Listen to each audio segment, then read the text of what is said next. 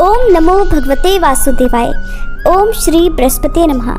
प्रिय श्रोताओं, आज बृहस्पतिवार के दिन सुनिए बृहस्पति देवता की संपूर्ण कथा और आरती। प्राचीन समय की बात है, एक बड़ा प्रतापी और दानी राजा था। वह प्रत्येक गुरुवार को व्रत रखता और पूजन करता था। ये बात उसकी रानी को अच्छी नहीं लगती थी। न वह व्रत करती और न ही किसी को एक पैसा भी दान में देती। राजा को भी वह ऐसा करने से मना किया करती।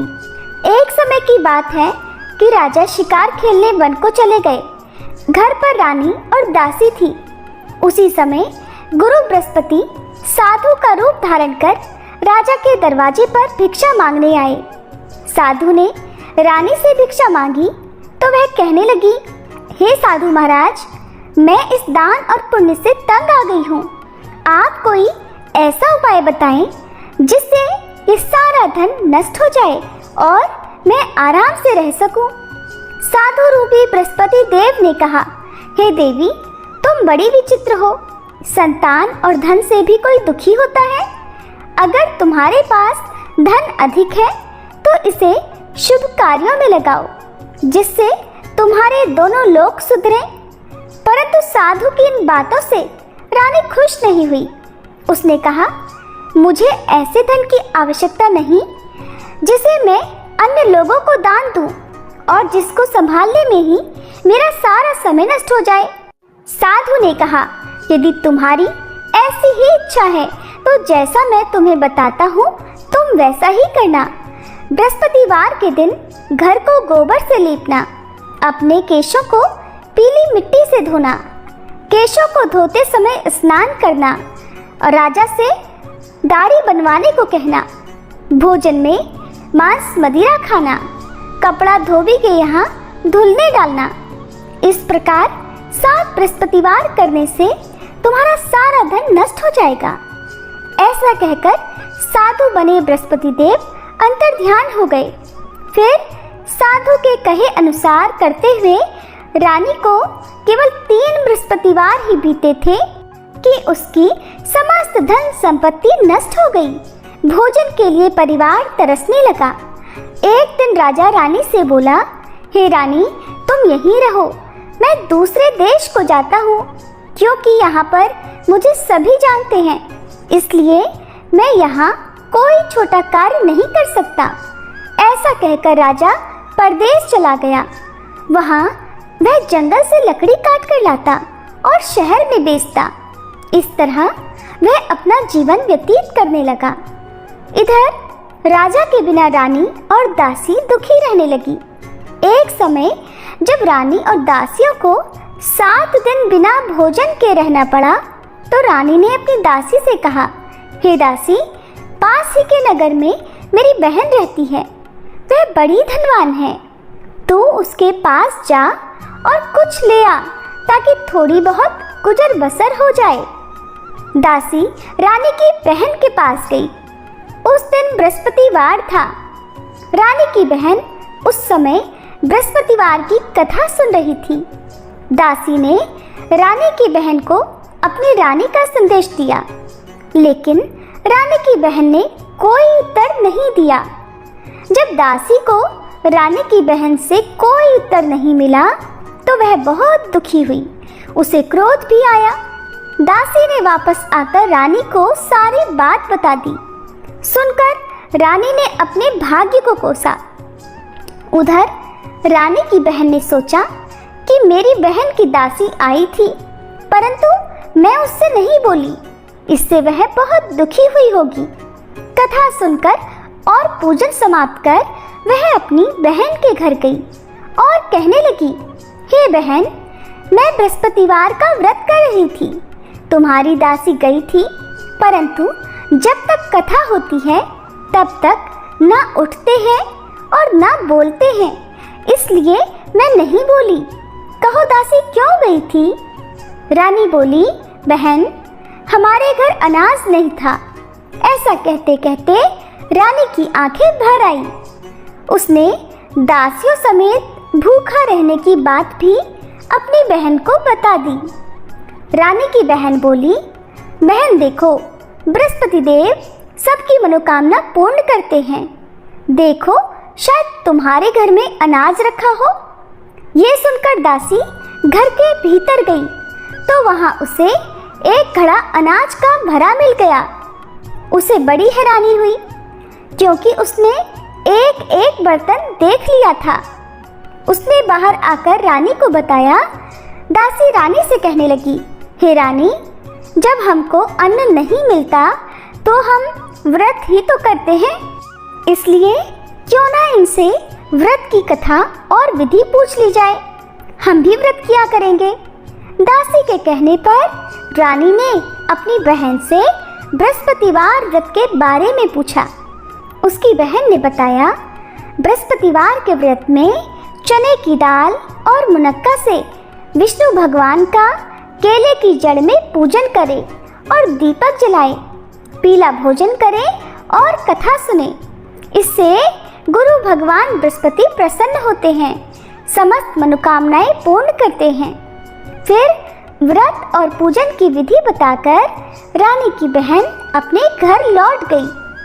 अब रानी और दासी दोनों ने निश्चय किया कि बृहस्पति देव भगवान का पूजन अवश्य करेंगी। 7 दिनों बाद जब बृहस्पतिवार आया तो उन्होंने व्रत रखा। गुड़साल से जाकर चना और गुड़ बीन लाई और उसकी दाल से केले की जड़ और विष्णु भगवान का पूजन किया। अब पीला भोजन कहाँ से आए?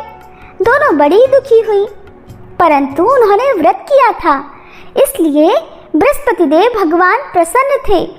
वे एक साधारण व्यक्ति के रूप में 2 थालों में सुंदर पीला भोजन लेकर आए और दासी को देकर बोले, हे दासी, ये भोजन तुम्हारे लिए और तुम्हारी रानी के लिए है, इसे तुम दोनों ग्रहण करना। दासी भोजन पाकर बहुत प्रसन्न हुई। उसने रानी को सारी बात बताई।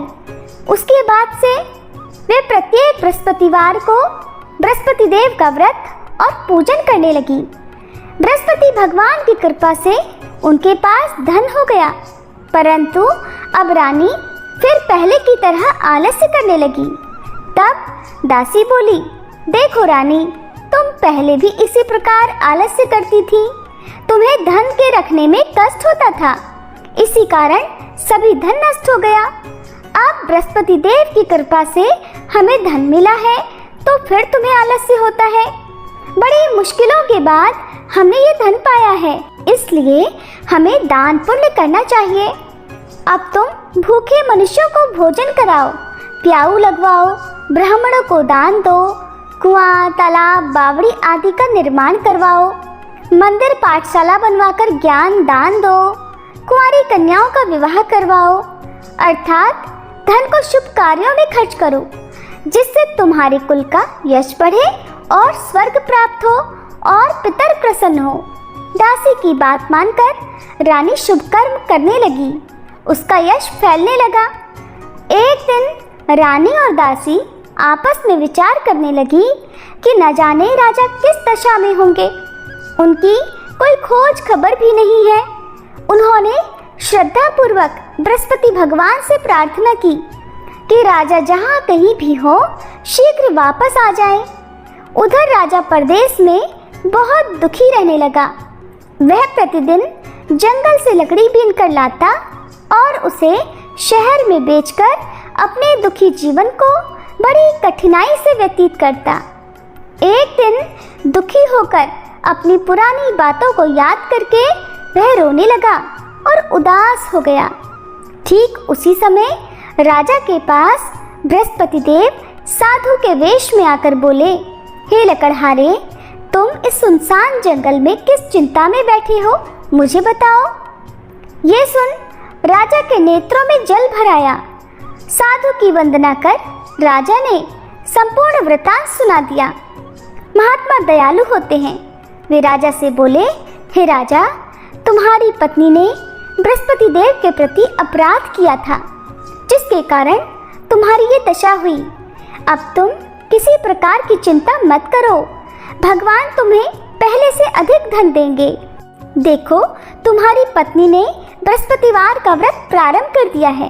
अब तुम भी चने की दाल और गुड़ जल के लोटे में डालकर केले का पूजन करो, फिर कथा कहो या सुनो।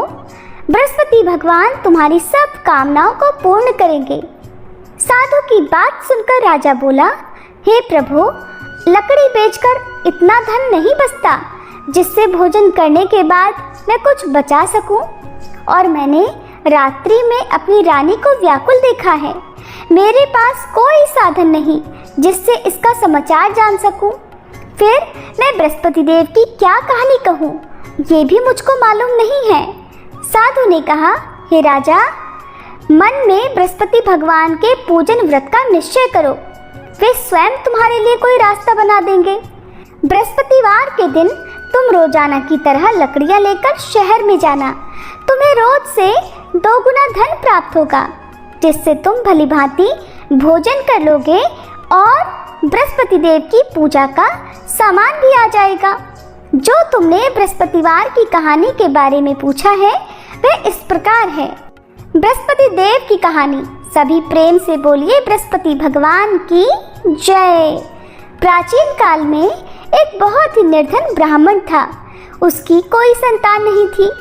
वह नित्य पूजा पाठ करता, लेकिन उसकी पत्नी न स्नान करती और न किसी देवता का पूजन करती। इस कारण ब्राह्मण देवता बहुत दुखी रहते थे। भगवान की कृपा से ब्राह्मण के यहाँ एक कन्या उत्पन्न हुई। कन्या बड़ी होने लगी। प्रातःकाल स्नान करके वह भगवान विष्णु का जप करती। बृहस्पतिवार का व्रत भी वह करने लगी।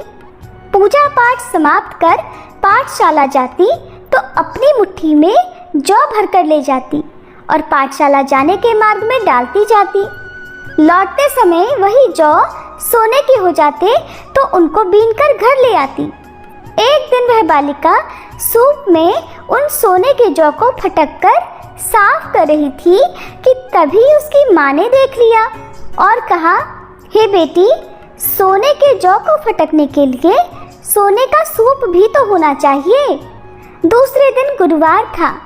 कन्या ने व्रत रखा और बृहस्पति देव से सोने का सूप देने की प्रार्थना की। बृहस्पति देव ने उसकी प्रार्थना स्वीकार कर ली। रोजाना की तरह वह कन्या जौ फैलाती हुई पाठशाला चली गई। पाठशाला से लौटकर जब वह जौ बीन रही थी तो बृहस्पति देव की कृपा से उसे सोने का सूप मिला। उसे वह घर ले आई और उससे जौ साफ करने लगी, परंतु उसकी माँ का वही ढंग रहा। एक दिन की बात है, कन्या सोने के सूप में जब जौ साफ कर रही थी, उसी समय उस नगर का राजकुमार वहां से निकला। कन्या के रूप को देखकर वह उस पर मोहित हो गया। राजमहल आकर वह भोजन तथा जल त्याग कर उदास होकर लेट गया। राजा को जब राजकुमार द्वारा अन्न जल त्यागने का समाचार प्राप्त हुआ तो अपने मंत्रियों के साथ वह अपने पुत्र के पास गया और कारण पूछा। राजकुमार ने राजा को उस लड़की के घर का पता भी बता दिया। मंत्री उस लड़की के घर गया। मंत्री ने ब्राह्मण के समक्ष राजा की ओर से निवेदन किया और फिर जिसे ब्राह्मण देवता ने स्वीकार कर लिया। फिर कुछ ही दिनों के बाद ब्राह्मण की कन्या का विवाह राजकुमार के साथ संपन्न हो गया। इधर कन्या के घर से जाते ही ब्राह्मण के घर में पहले की तरह गरीबी का निवास हो गया। एक दिन दुखी होकर ब्राह्मण अपनी पुत्री से मिलने गए। पुत्री ने पिता की अवस्था को देखा और अपनी माँ का समाचार पूछा। ब्राह्मण देवता ने सभी हाल कह सुनाया। कन्या ने बहुत सा धन देकर अपने पिता को विदा कर दिया, लेकिन कुछ दिनों के बाद फिर वही हाल हो गया। ब्राह्मण फिर अपनी कन्या के यहाँ गया और सभी हाल कह सुनाया तो पुत्री कहने लगी, हे पिताजी, अब की बार आप माताजी को यहाँ लिवा लाओ। मैं उन्हें वह विधि बता दूंगी जिससे गरीबी दूर हो जाए। ब्राह्मण देवता अपनी पत्नी को साथ लेकर अपनी पुत्री के पास राजमहल पहुँचे तो पुत्री अपनी माँ को समझाने लगी, हे माँ, तुम प्रातःकाल स्नान आदि करके विष्णु भगवान का पूजन करो तो सब दरिद्रता दूर हो जाएगी। परंतु उसकी माँ ने उसकी एक बात भी नहीं मानी। वह तो प्रातःकाल उठकर अपनी पुत्री का बचा जूठन खा लेती थी। एक दिन उसकी पुत्री को बहुत गुस्सा आया। उसने अपनी माँ को एक कोठरी में बंद कर दिया। प्रातः उसे स्नान आदि करा के पूजा पाठ करवाया तो उसकी माँ की बुद्धि ठीक हो गई। इसके बाद वह नियम से पूजा पाठ करने और प्रत्येक बृहस्पतिवार को व्रत रखने लगी। इस व्रत के प्रभाव से मृत्यु के बाद वह स्वर्ग को गई। वह ब्राह्मण देवता भी सुखपूर्वक इस लोक का सुख भोगकर स्वर्ग को प्राप्त हुए। इस तरह कहानी कहकर साधु देवता वहीं आलोप हो गए। प्रेम से बोलिए बृहस्पति देवता की जय। धीरे धीरे समय व्यतीत होने पर फिर बृहस्पतिवार का दिन आया। राजा जंगल से लकड़ी काटकर शहर में बेचने गया। उसे उस दिन और दिनों से अधिक धन मिला। राजा ने गुड़ चने आदि लाकर बृहस्पतिवार का व्रत किया। उस दिन से उसके सभी क्लेश दूर हुए। परंतु जब अगला गुरुवार का दिन आया तो वह बृहस्पतिवार का व्रत करना भूल गया। इस कारण बृहस्पति भगवान नाराज हो गए। उस दिन उस नगर के राजा ने विशाल यज्ञ का आयोजन किया था। उसने अपने समस्त राज्य में घोषणा करवा दी कि समस्त जनता मेरे यहाँ भोजन करने आवे, किसी के घर चूल्हा ना जले।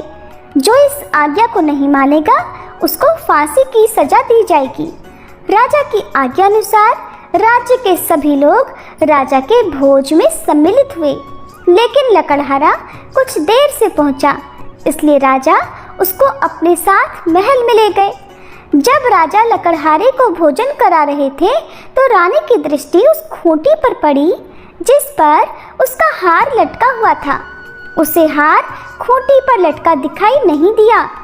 रानी को निश्चय हो गया कि मेरा हार इस लकड़हारे ने ही चुरा लिया है, और उसी समय सैनिक बुलवाकर लकड़हारे को जेल में डलवा दिया। लकड़हारा जेल में विचार करने लगा कि न जाने कौन से पूर्व जन्म के कर्म से मुझे ये दुख प्राप्त हुआ है, और जंगल में मिले साधु को याद करने लगा। तत्काल बृहस्पति देव साधु के रूप में प्रकट हो गए और कहने लगे, अरे मूर्ख, तूने बृहस्पति देव की कथा नहीं की, इसी कारण तुझे दुख प्राप्त हुआ है। अब चिंता मत कर, बृहस्पतिवार के दिन जेल खाने के दरवाजे पर तुझे 4 पैसे पड़े मिलेंगे। उनसे तो बृहस्पति देव की पूजा करना, तेरे सभी कष्ट दूर हो जाएंगे। अगले बृहस्पतिवार उसे जेल के द्वार पर 4 पैसे मिले। राजा ने पूजा का सामान मंगवाकर कथा कही और प्रसाद बांटा। उसी रात्रि में बृहस्पति देव ने उस नगर के राजा को स्वप्न में कहा, हे राजा, तूने जिसे जेल में बंद किया है उसे कल छोड़ देना, वह निर्दोष है। राजा प्रातःकाल उठा और खूंटी पर हार देखकर लकड़हारे को बुलाकर क्षमा मांगी। राजा के योग्य सुंदर वस्त्र आभूषण भेंटकर उसे विदा कर दिया। गुरुदेव की आज्ञा अनुसार राजा अपने नगर को चल दिया। राजा जब नगर के निकट पहुंचा तो उसे बड़ा ही आश्चर्य हुआ, क्योंकि नगर में पहले से अधिक बाग, तालाब और कुएं तथा बहुत सी धर्मशालाएं, मंदिर आदि बने हुए थे। राजा ने पूछा कि ये किसका बाग और धर्मशाला है? तब नगर के सभी लोग कहने लगे कि ये सब रानी और दासी द्वारा बनवाए गए हैं। राजा को आश्चर्य हुआ और गुस्सा भी आया कि उसकी अनुपस्थिति में रानी के पास इतना धन कहाँ से आया होगा। जब रानी ने ये समाचार सुना कि राजा आ रहे हैं तो उसने अपनी दासी से कहा, हे दासी, देख, राजा हमको कितनी बुरी हालत में छोड़ गए थे। वो हमारी ऐसी हालत देखकर लौट न जाएं, इसलिए तो दरवाजे पर खड़ी हो जा। रानी की आज्ञा अनुसार दासी दरवाजे पर खड़ी हो गई, और जब राजा आए तो उन्हें अपने साथ महल में लिवा लाई। तब राजा ने क्रोध करके अपनी तलवार निकाली और पूछने लगा, बताओ, ये धन तुम्हें कैसे प्राप्त हुआ है? तब रानी ने सारी कथा कह सुनाई। राजा ने निश्चय किया कि मैं प्रत्येक दिन में 3 बार कथा करूंगा और रोज व्रत किया करूंगा। अब तो हर समय राजा के दुपट्टे में चने की दाल बंधी रहती और वह दिन में 3 बार कथा कहता।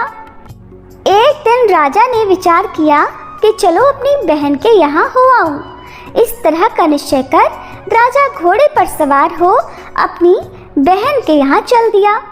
मार्ग में उसने देखा कि कुछ आदमी एक मुर्दे को लिए जा रहे हैं। उन्हें रोक कर राजा कहने लगा, अरे भाइयों, मेरी बृहस्पति की कथा सुन लो। वे बोले, लो, हमारा तो आदमी मर गया है, इसको अपनी कथा की पड़ी है। परंतु कुछ आदमी बोले, अच्छा कहो, हम तुम्हारी कथा भी सुनेंगे। राजा ने दाल निकाली और कथा कहनी शुरू कर दी। जब कथा आधी हुई थी तो मुर्दा हिलने लगा और जब कथा समाप्त हुई तो राम राम करके वह मनुष्य खड़ा हो गया। राजा आगे बढ़ा। उसे चलते चलते शाम हो गई। आगे मार्ग में उसे एक किसान खेत में हल चलाता मिला। राजा ने उससे कथा सुनने का आग्रह किया तो वह किसान बोला, मैं जब तक तेरी कथा सुनूंगा तब तक 4 हरैया जोत लूंगा। जा, तू अपनी कथा किसी और को सुनाना। इस प्रकार किसान ने कथा सुनने के लिए मना कर दिया। राजा आगे चल पड़ा। राजा के हटते ही बैल पछाड़ खाकर गिर गए और किसान के पेट में बहुत जोर से दर्द होने लगा। उसी समय किसान की माँ रोटी लेकर आई। उसने जब देखा तो अपने पुत्र से सब हाल पूछा। बेटे ने सभी हाल बता दिया। बुढ़िया दौड़ी दौड़ी उस घुड़सवार के पास गई और उससे बोली, बेटा, मैं तेरी कथा सुनूंगी, तू अपनी कथा मेरे खेत पर ही चलकर कहना। राजा ने लौटकर बुढ़िया के खेत पर जाकर कथा कही, जिसको सुनते ही बैल खड़े हो गए और किसान के पेट का दर्द भी बंद हो गया। अब राजा अपनी बहन के घर पहुंच गया। बहन ने भाई की खूब मेहमानी की। दूसरे दिन प्रातःकाल राजा जागा तो वह देखने लगा कि सब लोग भोजन कर रहे हैं। राजा ने अपनी बहन से पूछा कि ऐसा कोई मनुष्य है जिसने भोजन ना किया हो, जो मेरी बृहस्पतिवार की कथा सुन ले। बहन बोली, हे भैया, ये देश ऐसा ही है। यहाँ के लोग पहले भोजन करते हैं, बाद में अन्य काम करते हैं। फिर वह एक कुम्हार के घर गई जिसका लड़का बीमार था। उसे पता चला कि उसके यहाँ 3 दिन से किसी ने भोजन नहीं किया है। रानी ने अपने भाई की कथा सुनने के लिए कुम्हार से कहा तो वह तैयार हो गया।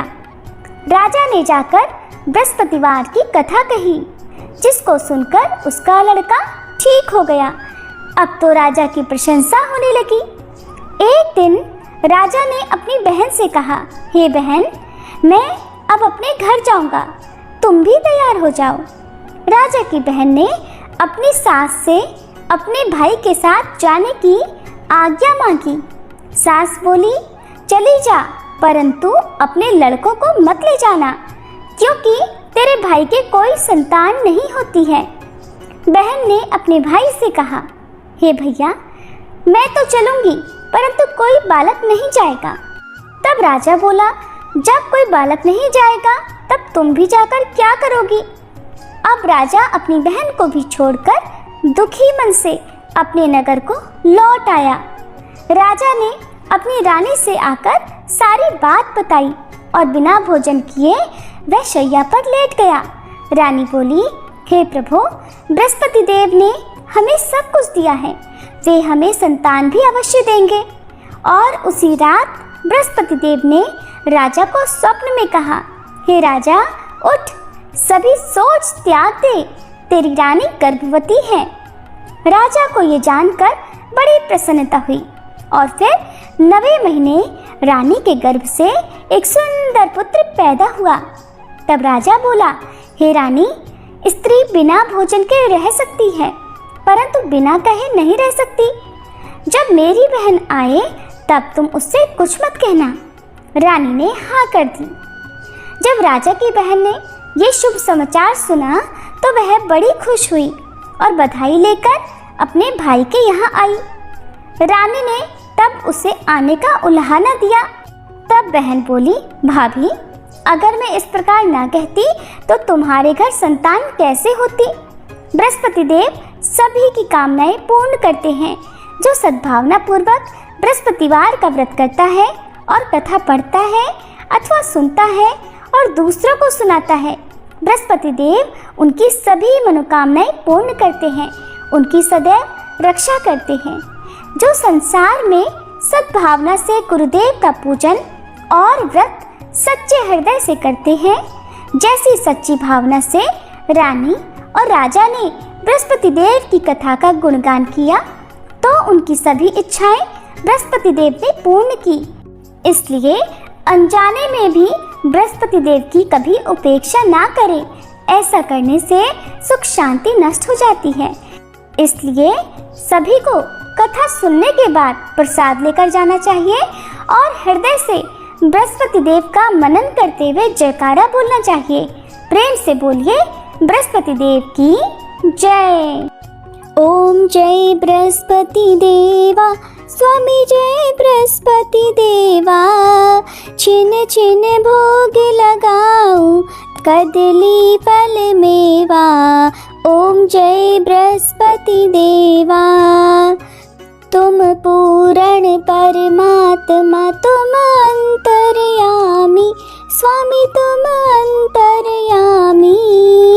जगत पिता जगदीश्वर, जगत पिता जगदीश्वर, तुम सबके स्वामी। ओम जय बृहस्पति देवा। चरणामृत निज निर्मल, सब पातक हरता, स्वामी सब पातक हरता। सकल मनोरथ दायक, सकल मनोरथ दायक, कृपा करो भरता। ओम जय बृहस्पति देवा। तन मन धन अर्पण कर, जो जन शरण पड़े, स्वामी जो जन शरण पड़े। प्रभु प्रकट तब होकर, प्रभु प्रकट तब होकर, आकर द्वार खड़े। ओम जय बृहस्पति देवा। दीन दयाल दयानिधि, भक्तन हितकारी, स्वामी भक्तन हितकारी। पाप दोष सब हरता, पाप दोष सब हरता, भव बंधन हारी। ओम जय बृहस्पति देवा। सकल मनोरथ दायक, सब संशय तारो, स्वामी सब संशय तारो। विषय विकार मिटाओ, विषय विकार मिटाओ, संतन सुखकारी। ओम जय बृहस्पति देवा। जो कोई आरती तेरी प्रेम सहित गावे, स्वामी प्रेम सहित गावे। ज्येष्ठानंद बंद सो सो निश्चय पावे। ओम जय बृहस्पति देवा। ओम जय बृहस्पति देवा, स्वामी जय बृहस्पति देवा। छिन छिन भोग